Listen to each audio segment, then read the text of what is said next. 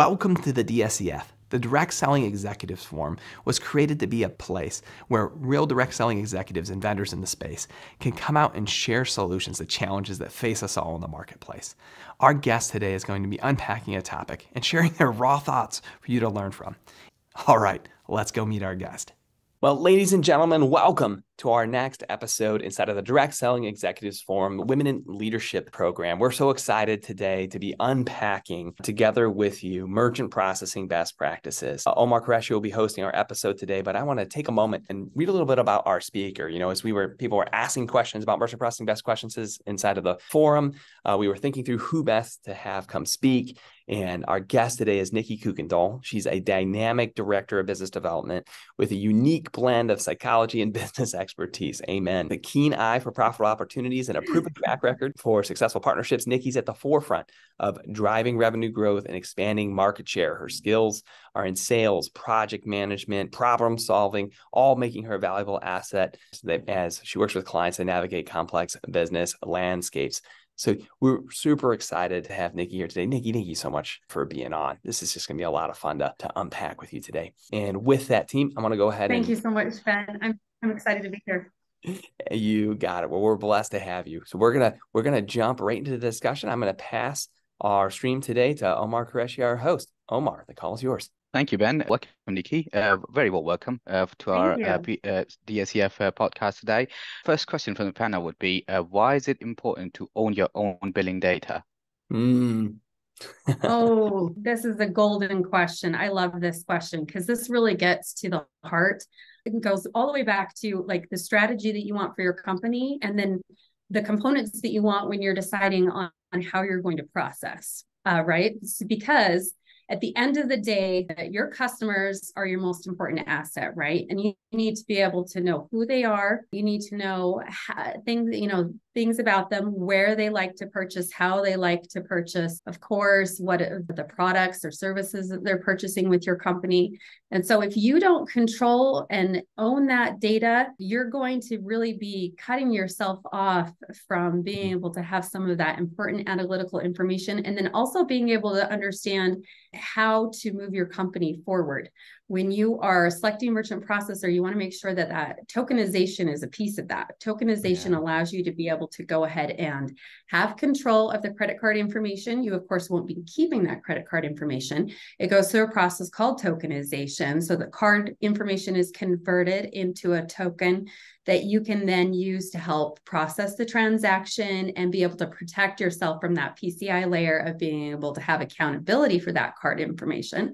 But if you have control over that token and you down the road are needing to move to maybe a different merchant processor, or you're wanting to expand how you are approaching your payment solutions and you want other vendors to be able to have access to that, being able to control that is going to be vital to be able to continue a smooth and clean checkout experience with your clients, right? And at the end of the day, customers are getting more and more demanding when it comes to having a smooth, seamless customer experience. They expect once they set up business with you that you know who they are as a customer, and that they're going to be able to, once that first interaction is set up, that they're going to be able to go to you, select what they want, and then be able to check out very quickly without having to be encumbered by a lot of data entry every time they go to do a transaction. That's such a good point, Nikky, right on the mobile phone, right? I mean, they're thinking like they want this to be so simple. One of the points you just made, I think we got to highlight real quick before we jump to the next question, Omar, is that we see this all the time with companies that are used to, we run into someone who's a doctor or they're just a manufacturing business that's kind of just like thrown up a couple SKUs on Amazon. You know what I'm talking about, Nikky, where like they're not running a referral marketing business yet or a direct selling business yet. And one of the biggest reasons I always hear when someone says, I want to move from, just selling my products on Amazon to creating my own referral marketing company or my own direct selling channel is they realize that they're missing out on all this potential, whether it's billing data or customer data, like you just shared, that they can't optimize their business when it's in Jeff Bezos's hands, but they can when they're controlling that customer relationship in a deeper way. And you're right. You don't need. That's an excellent point. Yeah. You don't, and that's the other part. It's like, right. You need to give because it away. Then Amazon knows who your customer, right. Because then Amazon knows who your customer is and you don't.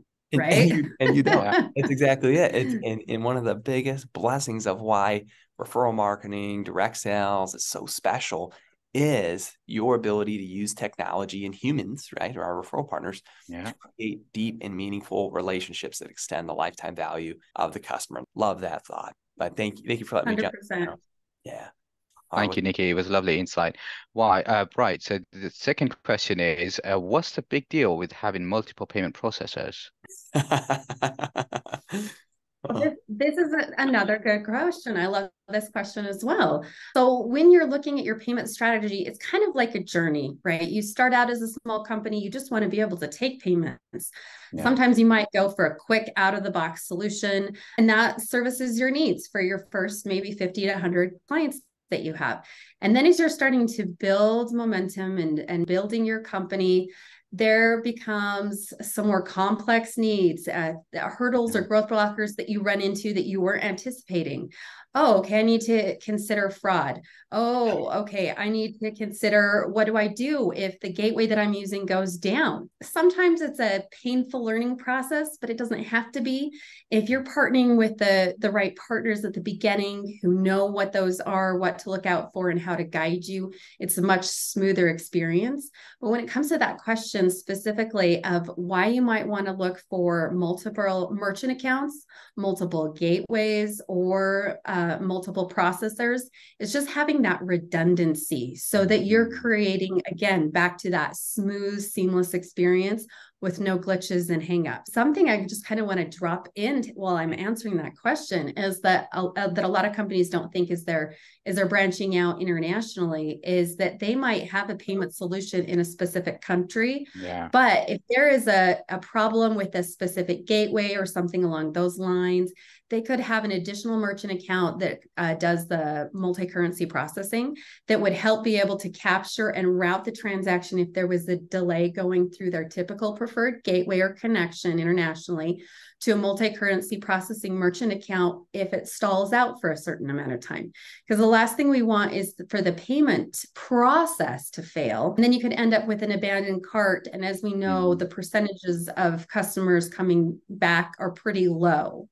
Yeah. So there's a very long answer for that question, but just having that redundancy in your strategy is vital to just make sure that your customers are always happy. Yeah, it's good stewardship, gang. Like to Nikki's point, it's good stewardship. As someone who runs your organization, you don't want to have a bottleneck on just processing in your life. And we've seen a lot of crazy pitfalls there. I will say before we get to some of the meat of our conversation today, I have seen people get misclassified on their processing account, and then you have all kinds of challenges. Right. They were the wrong SIC code, and this is a big deal. You need to understand that you need to be 100% truthful with your banker, exactly which industry you're in, and that you get classified in the correct code. Sometimes you try to save a few percentage points by saying, well, maybe we're a membership club instead of a direct selling company. And a direct selling company is a totally different SIC code than a membership club. A membership club could be your gym down the street or your chiropractor, right? That's a lot different than a direct selling company. And there's different risk factors in there.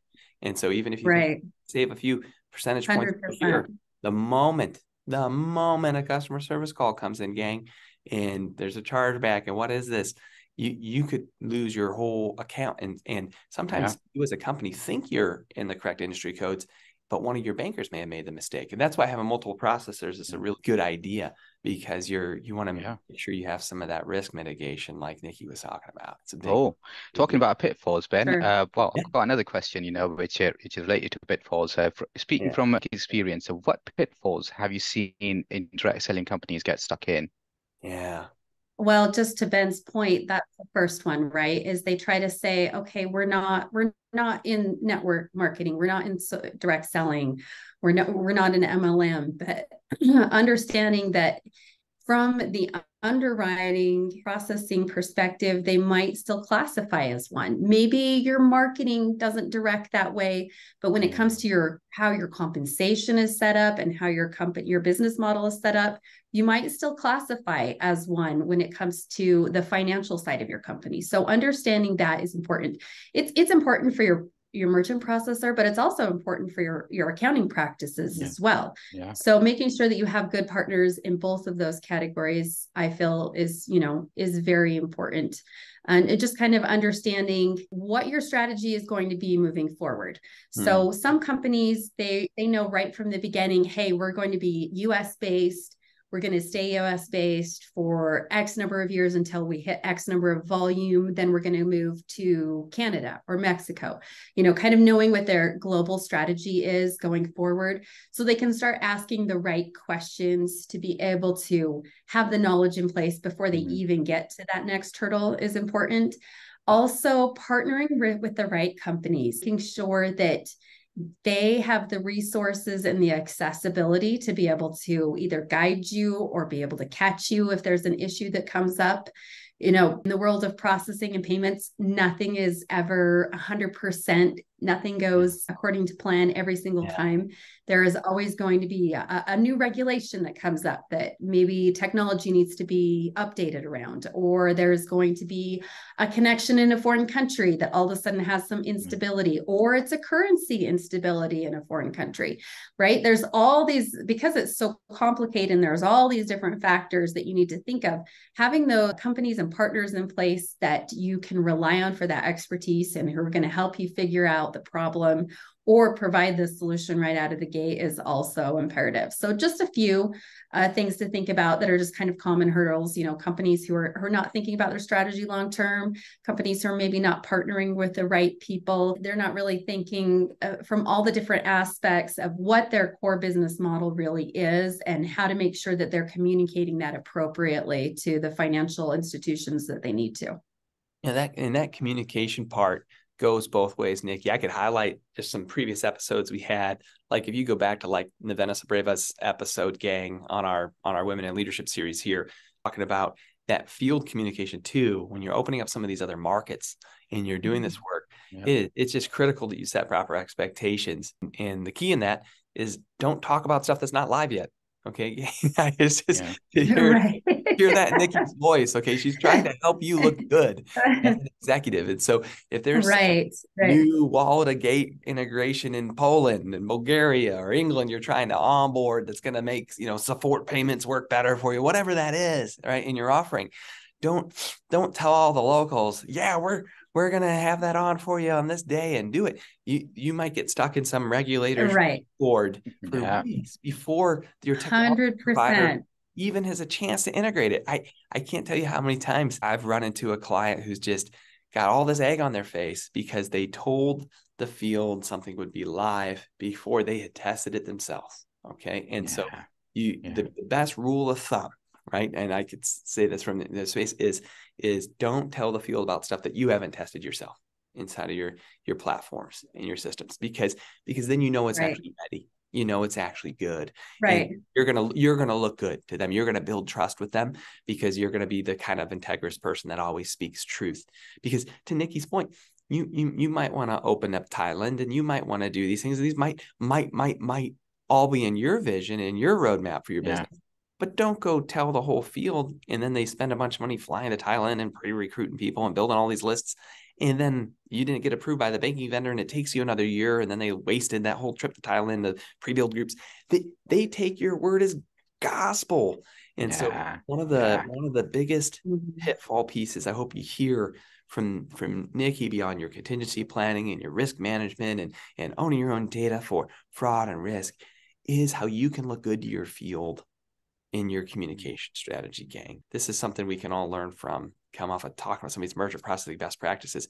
We've seen people, talk about fraud and how to prevent fraud and fraud tools. And sometimes we see people lock down their fraud tools so strong that it's blocking good orders and real orders or screwing up the user experience. Right. No, that's another good point. Crazy ways. And Nikky sees this every day, gang. And so don't think that if one bank so let me jump. I'm gonna tee this one up to you, Nikky. So if a bank calls you and says this thing's for fraud, know that you have options. You should call someone like Nikky, right? So go ahead, Nikky. Yeah. Right. No, I was just gonna say, let me jump in there. So there's a company that we know that we have who they had their rules set pretty standard across Europe. There was one specific country that was causing them problems. They were just getting declines after declines after declines because it was because of a specific connection point in that country that they were wanting to use. But once they kind of eased up on their fraud rules for that country, the transactions started to go smoothly. And that's one of those things that you need to work with the teams that you're working with to kind of be able to dial in, and having that knowledge beforehand is very important. One other thing I wanted to say too, Ben, is, how you were talking about making sure that you are not telling the field what your plans are until it's actually live. I think that's very important, hugely important, because you never know what's going to get in the way, right? You never know. There have been wars that have been declared, technology that has been lost, regulations who have been changed. Yeah, you don't want to get them started and focusing their energy in one direction when it's not going to happen. And then on the flip side of that, from a processing perspective, is also listen to your field. When you are starting to build in a certain country, you're seeing transactions go through for certain countries, so you're thinking maybe that will be the next one. Just ask them questions. Don't make any promises, but ask questions like, what are you seeing is the preferred method of payment in that country? What kind of a customer experience are they anticipating that you think might be different than we usually see on our side? They're like in Mexico, for example, one of the ways that they like to go ahead and process payments is they might do business solely with cash. So they might want to go to a 7-Eleven, put the money in for a prepaid card in order to be able to make their payment if they're, if it's a cash community cash system. So, knowing your field is very vital. Don't make promises until it's absolutely in the bag. And then also solicit their guidance, so that you're making sure you're making proper decisions when you are going into a new area. So great insight, Nikki. Wonderful. Right. So the last question I have for Nikki is, where would you invite someone who's new to the space, just like me, to start? So if you're someone who, well, let me say one thing about direct selling. Direct selling is a big, beautiful family. So if you are new to the space, welcome. You're going to quickly find a lot of wonderful people who are going to help you quickly connect. So just keep asking people for, referrals if there's a gap in your knowledge, because chances are they will know someone who can help your company be able to get that information and knowledge. It's a great space. I would say, make sure that you're kind of tuned in to some of the publications that are out there that are just for direct selling. I think those are helpful for getting a vibe of what's going on. That's great for knowing what's going on in the US market as well as globally, and then what other companies are doing and their strategies are that are successful. So you can adopt those, and kind of reduce the friction of that learning curve right out of the gate. And then, going to direct selling events is, I think, also very important. You're going to meet a lot of great people who are going to also be able to guide you. And people in this industry are wonderful for sharing what works and what doesn't work, and being able to kind of lift everyone up. So those would probably be my recommendations right off the top of my head. That's fantastic. Well, Omar, thank you so much for hosting today. Nikki, thank you for taking a moment from all your client strategy events here end of year to pop on to our Women in Leadership event. As you navigate finance and merchant processing best practices, it's important to talk to people who've seen a lot. That's the one of the big notes we didn't get to today that I would just pass back to why we invited Nikki to speak is that, the people who have run processing for large direct selling clients for decades, right, have seen a lot. They've seen what can happen and what can't, and they can help you prepare for what you will run into as you grow and scale your referral marketing business. Right. So it's one of those keys, like when you go to buy a house or you go to sell your house, right, in a market, you don't want to hire your friend who's a realtor who sells one house a year. You want to hire the person who's selling 60 homes a year, because that person's on the their best team, right? Got the team, they got the system, they're going to get you the best price. Like, that's the service person you want. Don't just go to your local bank and talk to your merchant processing guy who's like doing the local mom and pop shops in town who's never done a referral marketing business before. Maybe they did one kind of like it a few years ago. Go to someone like Nikki, where they've day in and day out, There's a whole team of people serving tons of companies just like you who can help you with those insights. That's what I'd say across the space. It's like whether it's software or whether it's your merchant processing or payouts inside of the system.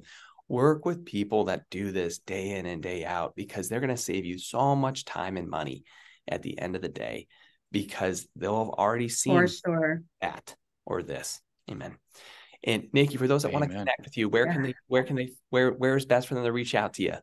Let them know where they can find you. You can find me on LinkedIn. Pay attention to the spelling of my name. It is a little bit tricky. But if you search LinkedIn with my name, I will immediately pop up, because I think I'm one of the very few on there.